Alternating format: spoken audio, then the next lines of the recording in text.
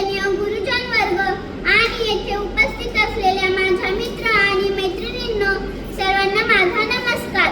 माझे नाव आरती शिवाजी घडदे, इयत्ता 3री. आज 14 एप्रिल आहे, म्हणजे राज्यघटनेचे शिल्पकार भारतरत्न डॉक्टर बाबासाहेब आंबेडकर यांची जयंती. त्यानिमित्ताने मी तुम्हाला 2 ओळी भाषण बोलून दाखवणार आहे.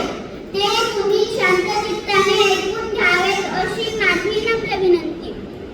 डॉक्टर बाबासाहेब आंबेडकर हे भारताच्या इतिहासातील एक महान व्यक्तिमत्व होते. त्यांचा जन्म 14 एप्रिल 1891 रोजी महू येथे झाला. त्यांचे पूर्ण नाव भीमराव रामजी आंबेडकर असे होते. समाजातील विषमता दूर करून